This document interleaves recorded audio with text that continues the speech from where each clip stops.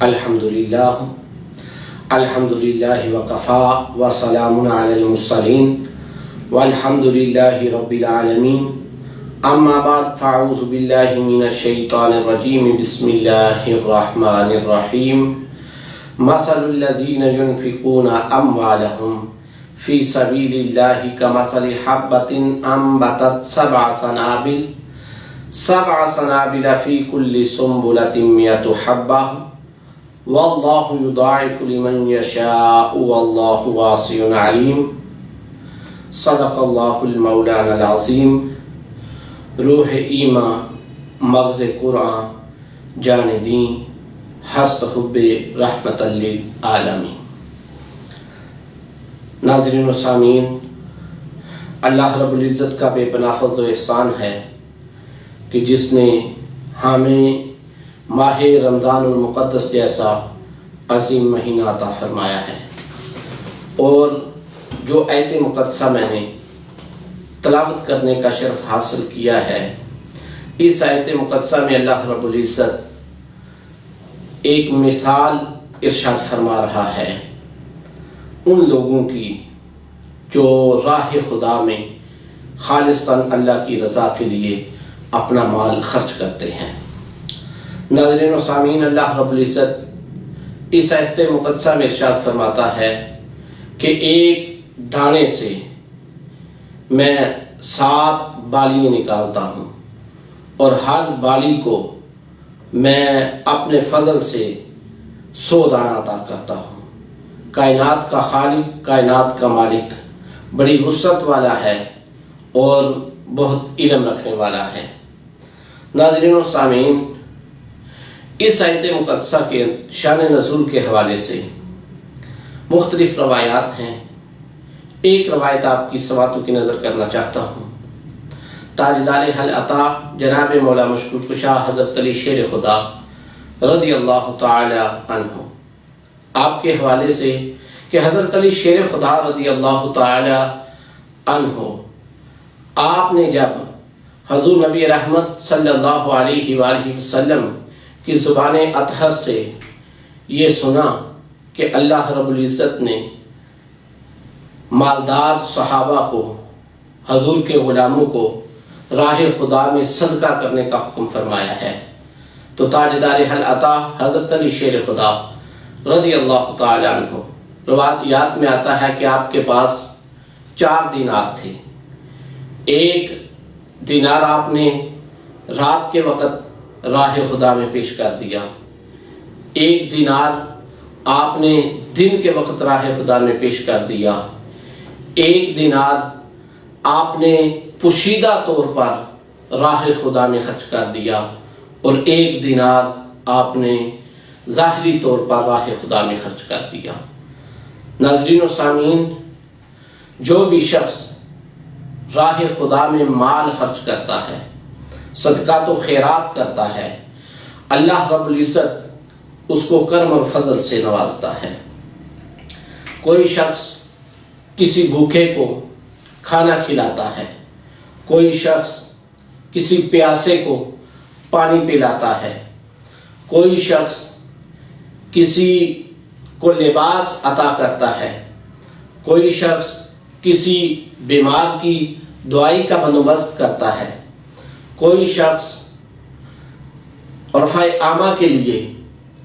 Hospital تیار کرتا ہے، کوئی شخص فلاحی کاموں میں خالصتاً اللہ کی رضا کے لیے اپنا مال خرچ کرتا ہے، تو اللہ رب العزت اس کا مال اپنی بارگاہ میں قبول بھی فرماتا ہے اور اس کے مال کو بڑھاتا بھی ہے۔ اللہ رب العزت قرآن مجید فرقان حمید میں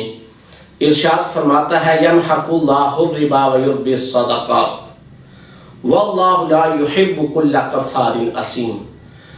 اللہ رب العزت ارشاد فرماتا ہے اپنے بندوں کو کہ سود جو ہے وہ مال گھٹاتا ہے، وہ مال کم کرتا ہے، لیکن صدقہ جو ہے، جو راہ خدا میں مال دیا جاتا ہے اللہ کی رضا کے لیے، اللہ اس کو اتنے کرم اور فضل سے نوازتا ہے کہ مال خرچ کرنے والے کو اللہ تبارک و تعالیٰ بے پناہ برکتیں عطا فرماتا ہے۔ اور ناظرین و سامعین، جو مال راہ خدا میں خرچ کیا جاتا ہے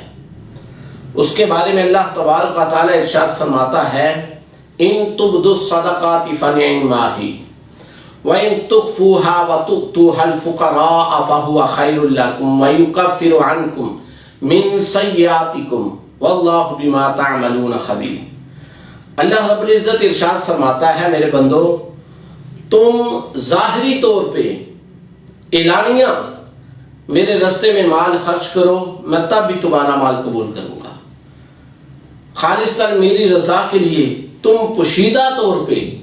مال راہ خدا میں پیش کرو، میں تب بھی تمہارا مال قبول کروں گا۔ بندہ مومن جس طرح چاہتا ہے اپنا مال راہ خدا میں پیش کرے، اللہ رب العزت اس کا مال قبول فرمائے گا۔ اور یہاں ایک بات ناظرین و سامعین ذہن نشین رہے کہ جو صدقات واجبہ ہیں ان کا بتانا، ظاہر کرنا افضل ہے۔ جو صدقات واجبہ ظاہر کر کے بتا کے وہ مخلوق خدا میں اللہ کے بندوں میں تقسیم کرتا ہے، اللہ تبارک و تعالیٰ اس کو بھی کرم اور فضل سے نوازتا ہے۔ کیونکہ حضور تاجدار کائنات صلی اللہ علیہ وآلہ وسلم کے پیارے صحابہ، تاجدار صداقت جناب سیدنا صدیق اکبر رضی اللہ تعالیٰ عنہ، آپ نے راہ خدا میں مال پیش کیا ہے تو ظاہراً پیش کیا ہے، اپنا سارا مال رب کے پیارے محبوب جناب محمد رسول اللہ صلی اللہ علیہ وآلہ وسلم کے قدموں پہ نچھاور کیا ہے۔ اور جناب سیدنا عثمان غنی رضی اللہ تعالی عنہ، آپ نے بھی اپنا مال راہ خدا میں پیش کیا ہے تو آپ نے بھی ظاہراً پیش کیا ہے۔ پھر اللہ رب العزت نے آپ کو اتنے کرم اور فضل سے نوازا ہے، آپ کا مال دربار رسالت میں اس قدر مقبول ہوا ہے کہ حضور تاجدار کائنات صلی اللہ علیہ وآلہ وسلم آپ کا مال ہاتھ میں پکڑ کے آقا علیہ الصلوۃ والسلام کبھی اس ہاتھ پہ رکھتے ہیں، کبھی اس ہاتھ پہ رکھتے ہیں، اور رب کے محبوب خوش ہوتے ہیں اور آقا ارشاد فرماتے ہیں دنیا والوں، میرے عثمان پہ رب اتنا خوش ہو گیا ہے، اتنا خوش ہو گیا ہے، اب میرا عثمان جو بھی عمل کرے اللہ رب العزت اس کا قبول فرما لے گا۔ تو ناظرین و سامعین، راہ خدا میں مال خرچ کرنا بڑا افضل ترین عمل ہے۔ یہ بات ذہن نشین رہے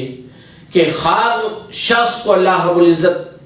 اپنے رستے میں مال خرچ کرنے کی توفیق ہی نہیں عطا کرتا۔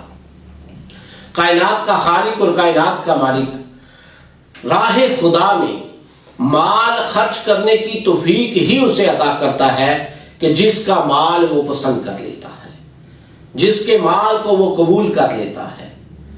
اور راہ خدا میں مال خرچ کرنا، صدقات و خیرات کرنا، یہ تو اتنا افضل عمل ہے، اتنا افضل عمل ہے کہ میرے آقا جناب محمد رسول اللہ صلی اللہ علیہ وآلہ وسلم نے ارشاد فرمایا، اے میرے پیارے صحاب، راہ خدا میں مال خرچ کرو، آپ کے دروازے پہ سائل آ جائے، اگر آپ کے پاس ایک چوہارا ہی کیوں نہ ہو تم وہ بھی راہ خدا میں پیش کر دو۔ حضور نبی رحمت صلی اللہ علیہ وآلہ وسلم نے ارشاد فرمایا کہ اس کی برکت سے بھی اللہ رب العزت تمہیں کرم اور فضل سے نوازے گا۔ اور جب بندہ مومن اللہ کے رستے میں مال پیش کرتا ہے، مال انسان کے ہاتھ سے نکلتا ہے تو 5 کلمات کہتا ہوا نکلتا ہے۔ سب سے پہلے کہتا ہے کہ میں تھوڑا تھا، چھوٹا تھا، تو نے مجھے بڑا کر دیا۔ پھر وہ مال کہتا ہے کہ پہلے تو میری حفاظت کرتا تھا، اب میں تیرا محافظ بن گیا ہوں۔ وہ مال انسان کو کہتا ہے کہ پہلے میں تیرا دشمن تھا، اب میں تیرا محبوب بن گیا ہوں۔ وہ مال جو اللہ کے رستے میں پیش کیا جاتا ہے، وہ مال بندے کو، خرچ کرنے والے کو کہتا ہے کہ پہلے میں تھوڑا تھا، کم تھا، اب تو نے مجھے کثیر کر دیا ہے۔ ناظرین و سامعین، جو بھی شخص راہ خدا میں اللہ کی رضا کے لیے اپنا مال پیش کرتا ہے، غرباء میں، فقراء میں، مساکین میں، مسافروں میں،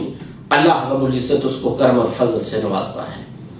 حضور تاجدار کائنات صلی اللہ علیہ وآلہ وسلم نے ارشاد فرمایا، اے میرے پیارے صحاب، راہ خدا میں مال خرچ کرنا اتنی بڑی عظیم نعمت ہے۔ آقا نے ارشاد فرمایا، جو شخص راہ خدا میں مال خرچ کرتا ہے، صدقہ کرتا ہے، اللہ رب العزت اس شخص کے اوپر بدبختی کے 70 دروازے بند کر دیتا ہے۔ بدبختی کے 70 دروازے بند ہو جاتے ہیں۔ پھر میرے آقا نے ارشاد فرمایا کہ اللہ رب العزت صدقے کی برکت کی وجہ سے اپنے اس بندے کو بری موت سے محفوظ کر لیتا ہے۔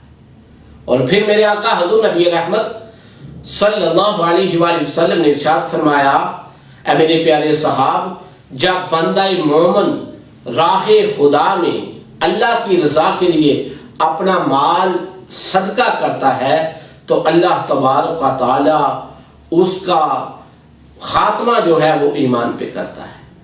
کائنات کا خالق اور کائنات کا مالک اس کا محافظ بن جاتا ہے۔ تو ناظرین و سامعین، ماہ رمضان المقدس کے بابرکت ایام میں ہم نے اپنے اندر یہ فکر پیدا کرنی ہے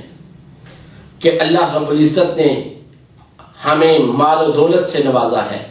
تو ہم نے اپنا مال راہ خدا میں پیش کرنا ہے۔ ہم نے غرباء کی خدمت کرنی ہے، مساکین کی خدمت کرنی ہے، فقراء کی خدمت کرنی ہے۔ اور ناظرین و سامعین، راہ خدا میں مال خرچ کرنے والا بندہ اللہ کو بہت پسند ہے۔ میرے آقا حضور نبی رحمت صلی اللہ علیہ وآلہ وسلم نے ارشاد فرمایا، اے میرے پیارے صحاب، راہ خدا میں مال خرچ کرو، اپنے عزیز و اقارب کا خیال رکھو، اپنے عزیز و اقارب میں صدقہ تقسیم کرو۔ حضور نبی رحمت صلی اللہ علیہ وآلہ وسلم نے ارشاد فرمایا، اے میرے پیارے صحاب، سب سے پہلے اپنے قرابت داروں میں دیکھو کہ کون آپ کے مال کا مستحق ہے، اس کے بعد قرب و جوار کے لوگوں میں دیکھو۔ آقا علیہ الصلوۃ والسلام نے ارشاد فرمایا، اپنے ہمسایوں میں سے دیکھو۔ ہمسائے کے بارے میں حضور نبی رحمت صلی اللہ علیہ وآلہ وسلم نے ارشاد فرمایا کہ اپنے ہمسائے کو دیکھو، اگر وہ غریب ہے، اس کو مال کی ضرورت ہے، ضرورت مند ہے، اپنے ہمسائے کو صدقہ دو۔ اور ناظرین و سامعین، ہم نے اس پہ غور و فکر کرنا ہے کہ اللہ رب العزت نے ہمیں کرم و فضل سے نوازا ہے تو ہم نے اس کے دیے ہوئے مال سے راہ خدا میں مال پیش کرنا ہے۔ حضور تاجدار کائنات صلی اللہ علیہ وآلہ وسلم نے ارشاد فرمایا، اے میرے پیارے صحاب، جب بندہ مومن خالصتاً اللہ کی رضا کے لیے اللہ کے رستے میں مال خرچ کرنے کے لیے اپنا ہاتھ اپنی جیب میں ڈالتا ہے تو مال جب اللہ کے رستے میں خرچ کرنے لگتا ہے تو اس کا ہاتھ کائنات کے خالق اور کائنات کے مالک کے دستے قدرت میں چلا جاتا ہے، اور اللہ رب العزت اپنے فضل سے، اپنے کرم سے اس کا مال اپنی بارگاہ میں قبول کر لیتا ہے۔ آقا علیہ الصلوۃ والسلام نے ارشاد فرمایا، اے میرے پیارے صحاب، اللہ کے رستے میں مال خرچ کرو، تمہارے دروازے پہ کوئی سائل آ جائے تو اس کو حالی نہ بھیجو، کچھ نہ کچھ اس کو دو۔ ہاں، تمہارے پاس بکری کا کھر ہی کیوں نہ ہو، وہ بھی اس کو دو۔ ناظرین و سامعین، ہم نے اس پہ غور و فکر کرنا ہے۔ ایک مقام پہ حضور تاجدار کائنات صلی اللہ علیہ وآلہ وسلم نے ارشاد فرمایا، اے میرے پیارے صحاب، تمہارے دروازے پہ کوئی سائل آ جائے، چاہے وہ شان و شوکت کے ساتھ آئے، خوبصورت اعلیٰ ترین سواری پر بیٹھ کے آئے، لیکن جب تمہارے پاس سائل بن کے آ جائے تو اس کو اگر تمہارے پاس کچھ ہے تو عطا کر دو، اس پہ تبصرہ کرنے سے منع فرمایا ہے۔ آج ہماری کچھ صورتحال یوں ہے کہ جب سائل ہمارے پاس آتا ہے، ہمارے پاس کچھ ہوتا ہے تو ہم اس کو دے دیتے ہیں، اگر ہم کچھ نہیں دیتے تو اس پہ تبصرہ کرتے ہیں۔ नाज़रीन व सामीन, इस अमल से हुज़ूर नबी रहमत सल्लल्लाहु अलैहि वसल्लम ने मना फरमाया है। खुशबख्त है वो शख्स जिसको अल्लाह रब्बुल इज़्ज़त ने इस दुनिया में माल अता किया है, और माल अता करने के साथ अल्लाह रब्बुल इज़्ज़त ने अपनी बारगाह में खर्च करने की तौफीक भी अता फरमाई है। तो नाज़रीन व सामीन, अल्लाह के हुजूर दुआ गो हूँ कि अल्लाह तबारक व तआला हम सब को राह खुदा में खालिस्तान अल्लाह की रज़ा के लिए अपना माल खर्च करने की तौफीक अता फरमाए, गुरबा की खिदमत करने की तौफीक अता फरमाए, फ़ुक़रा की खिदमत करने की तौफीक अता फरमाए, मुसाफिरों की खिदमत करने की तौफीक अता फरमाए।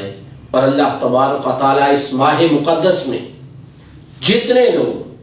अल्लाह की रज़ा के लिए अपना माल खर्च कर रहे हैं, इफ्तार में खर्च कर रहे हैं, सदक़ात व खैरात में खर्च कर रहे हैं, ज़कात अदा कर रहे हैं, अल्लाह के हुजूर दुआ गो हूँ कि अल्लाह रब्बुल इज़्ज़त अपने फजल से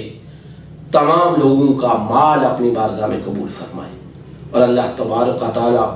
हम सब को इस अजीम फरीज़े को अदा करने की तौफीक अता फरमाए। व आखिरु दावाना अनिल हम्दुलिल्लाहि रब्बिल आलमीन। खुर्शीद फैन की हाई पावर फैक्टर मोटर और inverter hybrid fan series slow पर चले सिर्फ 3 वॉट पर, real energy saver fan Khurshid fan.